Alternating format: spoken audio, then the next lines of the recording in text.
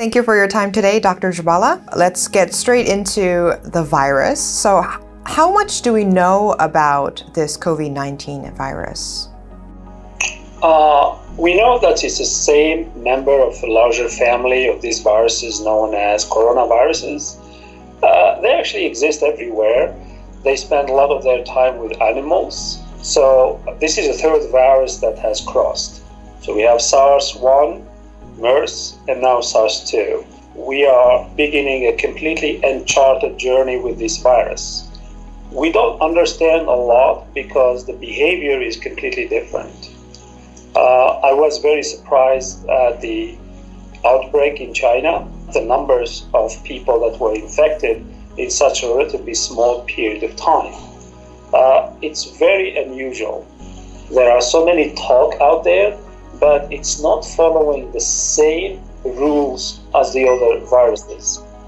This virus is much more aggressive and much more lethal. And for every virus, there is a certain level of lethality. There is a lethal dose. There is how much of this virus you need to have in your lungs before it kills you or before it makes you sick. With this virus, it's not very clear. It's actually very disturbing. There have been some interesting reports that they've had people who were sick and they were cured. They released them out of the hospital and then they got reinfected. The truth is very simple. The assays that we do every day to test this virus, they can only test a certain limit. And if the virus level goes below that threshold, you're not going to detect it. Meaning you're going to release the patient and say you're healthy enough to leave. What I find alarming is we are releasing all these patients, telling them they are virus-free, and they go back to the community. It's not your average SARS, it's not your average MERS. Many people, including me, we start calling it a very mysterious, very cryptic virus because we don't understand it, and it doesn't seem to only attack the lungs, it seems to also attack the heart, and it seems also to attack the liver. So we're seeing interesting patterns. Not only old people or those with underlying health conditions actually develop this disease. Now, the elderly are really the first category that get affected a lot because as we get older, our immune system declines. Between the elderly and the adolescent to probably 50, 60 years old, their lifestyles will dictate how vulnerable they are to a virus. What I have observed, which is very different to the MERS, is the rate of infection of young is lower. It doesn't mean that we don't have to close schools or we can let our kids outside play. It means that for now, these are the trends that we are observing. There's so many unknowns about this COVID-19, and China, the Chinese government, is responsible for this lack of information. Do you think this is actually becoming an obstacle for developing a vaccine sooner? China is not forthcoming with a lot of this information. This information is coming in different bits and pieces, and I think there are some fantastic people around the world that are spending time dissecting that information and putting it together. It's not so much for developing a vaccine, but to study the trajectory of where this virus is going. Right now, we're in the middle of a storm, and a vaccine is not going to help. Even if we have a vaccine today, it's not going to help. I think people don't realize that vaccines don't work for every individual that gets the vaccine. Vaccine is a preventative thing. Vaccine is really helping your immune system to kickstart. Your immune system is really what protecting you. The vaccine is just helping, pointing to the immune system where to go. The information that we're lacking from China is about one individual, patient zero. The case in Italy, the cases in Iran, we have few cases in the United States, especially on the west coast of America, where we can't link that fingerprint to the virus from Wuhan. So without that information of that patient zero in Wuhan, it's really, we are in a bad situation to understand where this virus is going. So that information will be really critical for us to understand the evolution of this virus. And that would really help us stop the spread, not to treat the virus, really stop the spread. So you're saying that the patient zero is the key to understand the nature of this virus and contain this virus? So, yes, patient zero is really critical to tell us what were these, what we call advantageous mutations that happened from the animal kingdom to the human. The one time it can infect us, that's the transition. It means now this virus figured out that the virus has the key now to borrow, not just to borrow our engine, to borrow the whole body as an engine for the virus to spread. The only way to keep it at bay, if you have a very good vaccine that makes antibodies that's going to neutralize the virus and clear it, that's wonderful. But for 20 years, many companies, many researchers have promised us a virus for SARS version 1. And we are in 2020 and this vaccine doesn't exist. Many reasons. One is there is no more threat, so everybody forgets about it. Two, they have tried and they have identified difficulties that these viruses are not amenable to a vaccine. And because of that, they may need several years of research. The best comparison to that is the Ebola virus in Africa. The only reason we got a vaccine for Ebola is because Ebola decided to leave the continent of Africa and start infecting people in Europe and in America. So those people start getting worried about an Ebola spread on their own soil. And that was the push for government funding to get those vaccines done. Companies will not make vaccines if there is no one to buy it. They only make it when the government is under crisis. So the government can write the check and sign the check and hand over the money. But those governments have not seen a vaccine yet for SARS. And there hasn't been a push for it.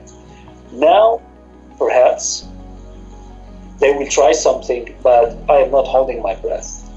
We are seeing a rapid spread of this virus, and the WHO declared that the spread of this virus is a pandemic. Why is this virus traveling so quickly around the world? So this virus is traveling with new friends called bacteria. These bacteria love to live in confined environment like an airplane. They live on the hard surfaces, they live on the soft surfaces.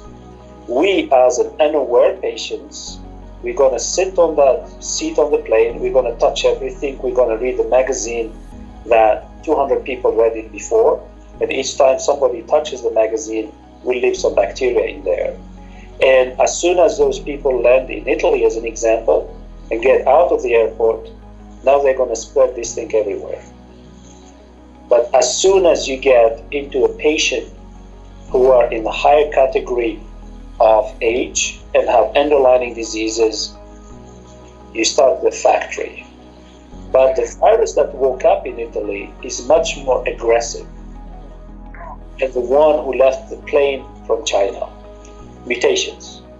So when it woke up, it mutated again, and now it's much more aggressive that what's going on in Italy today, we can plot it on an exponential curve. It's scary. Korea, the only equivalent is the church.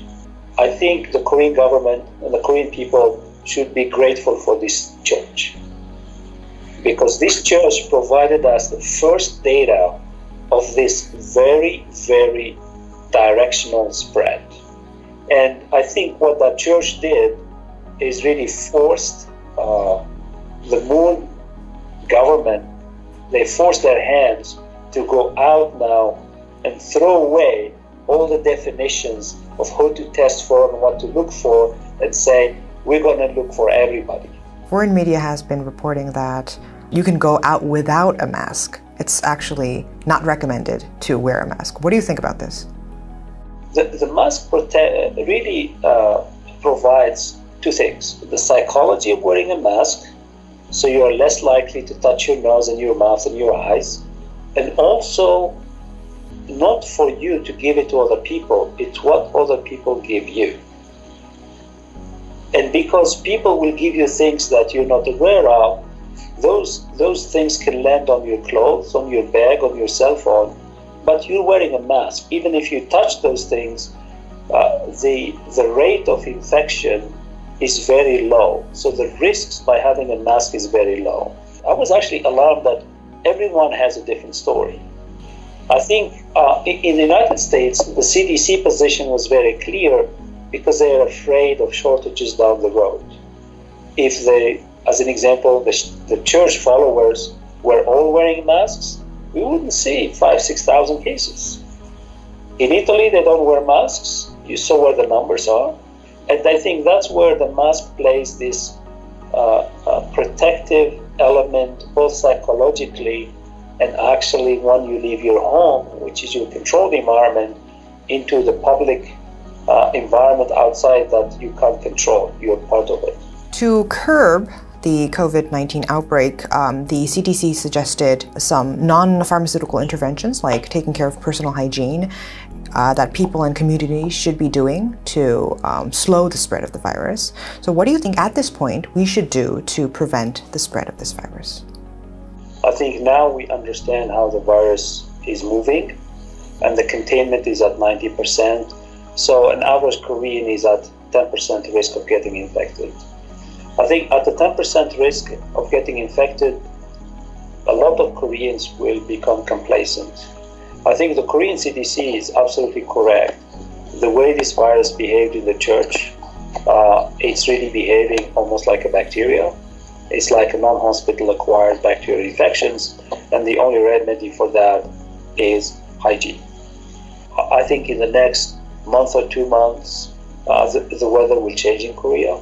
It means the Koreans are very outdoor people. They love hiking. They love doing all sorts of sports. And I think that's where we're going to see more of this natural interaction of people that will be very hard to control because they're not crowds. So keeping on the message by the Moon administration for hygiene, Korea is very good at disinfection. If they maintain this on course, I think the number of cases will start going down, whether they got rid of the virus completely or not.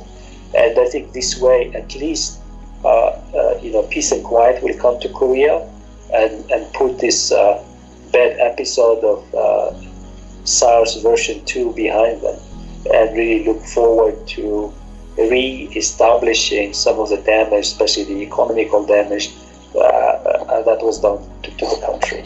So what kind of efforts should we make to prevent the spread of more deadly viruses like COVID-19 in the future? A very good question. I think it goes down to two critical aspects. One is preparedness, that each time a patient shows up in emergency with symptoms that no one has seen before, immediately they should be reported across all the healthcare institutions. This is the biggest mistake for MERS. If patient 0, when he showed up at Samsung, was isolated, we're done. I think Korea has not really embraced this concept of monitoring. For some people, they think it's Big Brother spying on you. In 2015, I actually criticized Korean CDC and basically called them lazy, sitting in their offices, and the only thing they do is shove paperwork. Until MERS came, and they found themselves really incompetent to actually handle it. Some of the recommendations that came from the National Assembly speak to that. And I think now the Korean CDC have been challenged twice now. So there shouldn't be a third time. And I think this monitoring should be already in place, not just to protect humans, but actually to protect the livestock in Korea. With regard and with respect to the Korean pharmaceutical companies, when I came to Korea, I was actually amazed at the infrastructure that these companies have, but I was disappointed at how many times the Korean government bailed them out using taxpayers' money. There are some good companies that have a track record in making vaccines like Green Cross. There is no reason why Green Cross is not trying hard to make these vaccines. The Green Cross was one of the companies that got some funding during the MERS crisis to make a vaccine, and they actually did not have it. So in Korea, it's different to other countries because those companies are surviving because the government has helped them survive, though they're not really producing anything yet.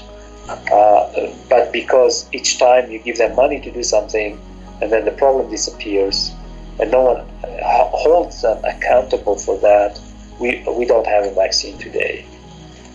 So I think monitoring as part of preparedness is very, very critical. I think that would really help the emergency protocols to be activated. It means we start monitoring the borders, and if we know that this threat is coming from a specific country, we shut the border. I think that would make Korea much, much safer.